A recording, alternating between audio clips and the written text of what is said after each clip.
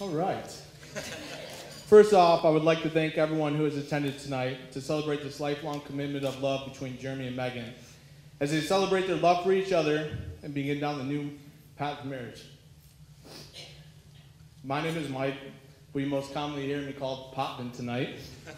And I have the honor of being the best man for this guy right here.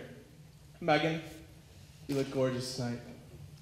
And in honor of Jersey Shore, I think we should call you M-Well.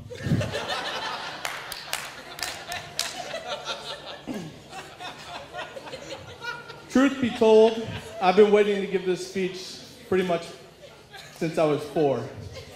Jeremy had the pleasure of being the best man at my wedding, and he got to tell the story of how we met. Unfortunately, he left out a key part in how we met. See, we've been friends for 24 years. We met on the first day of kindergarten. And I walked to the bus stop, and I saw Jeremy attached to Paula's hip, crying, sobbing. So, me being the smooth 4-year-old that I was, I did what any natural smooth 4-year-old would do. And I went over and I used this technique that still works to this today to get people to loosen up. I hit myself. As I hit myself, you could see the relief off of Jeremy's face. He knew that he was not going to be the stupidest kid going into kindergarten no more.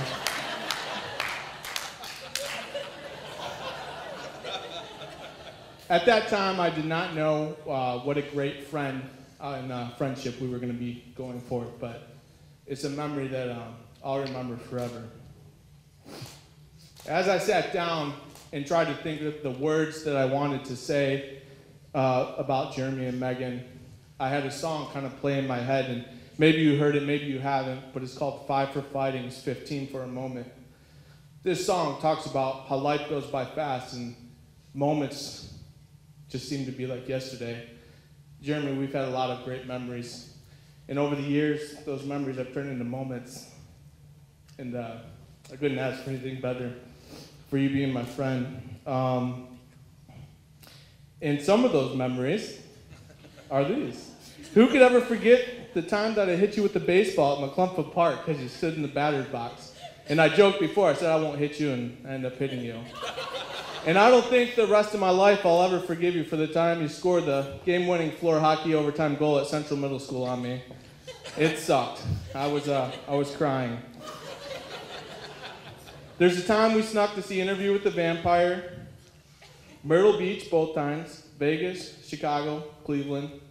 All the great memories of playing pickle, 500, hacky sack, and our very own game we made up, Can't Drop. If you guys want to know the details, you know, we're going to patent it later. It's going to be worldwide here pretty soon. Just meet with me after. It's a fun game. But all of this, I got to thinking of what is the core of our friendship? What makes me and you so special? And, excuse me.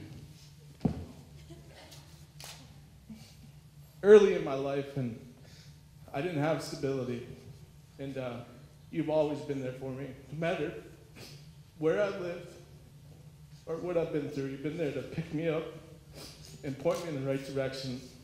And I've always looked up to you, no matter where I live. Or what? I already said that. But. There are plenty of times I could have gone the wrong way or made it or went down the wrong path, but you have always been there to point me in the right direction. And for that, I am truly thankful and blessed you're in my life. See, Jeremy will never be a part of the Let's Talk About Our Feelings club. He's not the most emotional guy, even though I'm making him cry right now.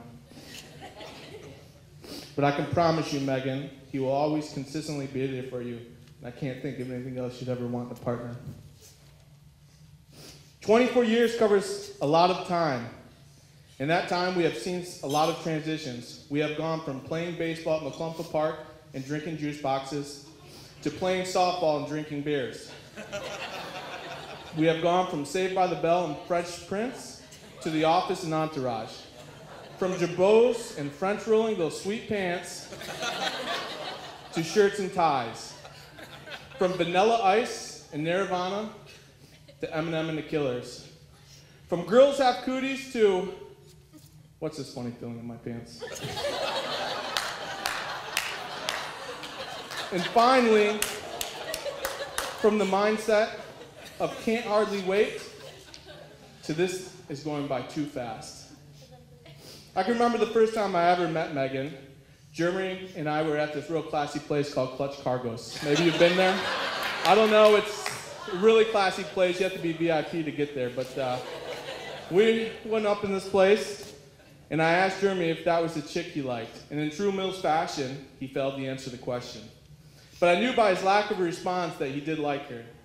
And because she was with her boyfriend at the time, I asked Jeremy if he wanted me to go start a fight with him.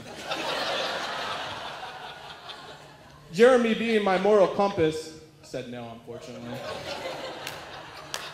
It didn't seem like too much longer that Jeremy and Megan were dating on an exclusive basis.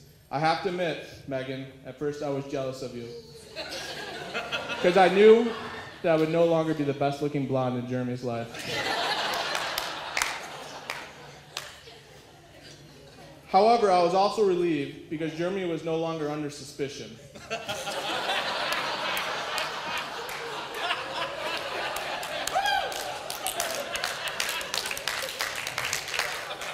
You see, Megan, Jeremy had only been in one long-term relationship, and he, I mean her, had shorter hair than Jeremy and played women's hockey. I'm just saying.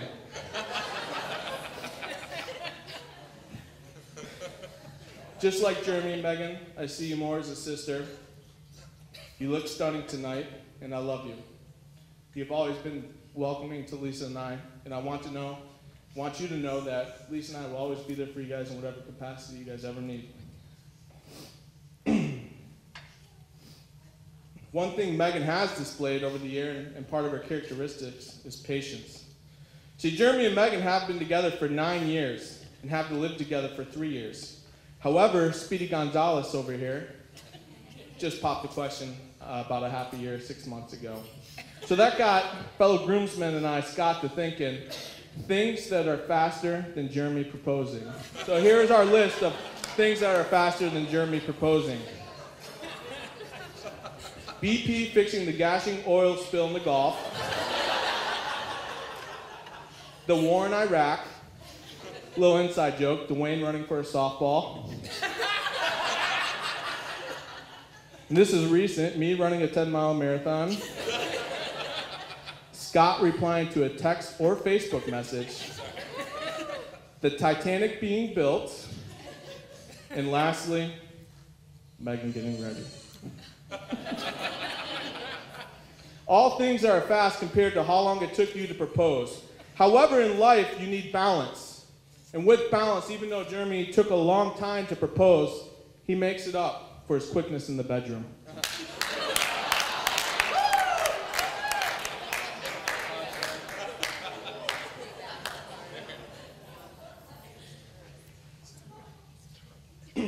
Jeremy, you have picked a nice person. You have picked a great person to spend the rest of your life with. To say that you're lucky is an understatement. 24 years ago, we first met, and you were crying because you were scared. 24 later, I'm crying because I know that you have found love and eternal happiness. So with that being said, I ask that everyone raise their glasses. Look at the person you love the most and smile. Because tonight we celebrate love, happiness, and free booze. And Jeremy, one last thing, if you don't mind. I just would like to thank you for being a friend. Travel down the road and back again. Your heart is true, you're a pal and a confidant. And if you threw a party, invited everyone you knew, you would see the biggest gift would be from me, and the card attached would say, thank you for being a friend.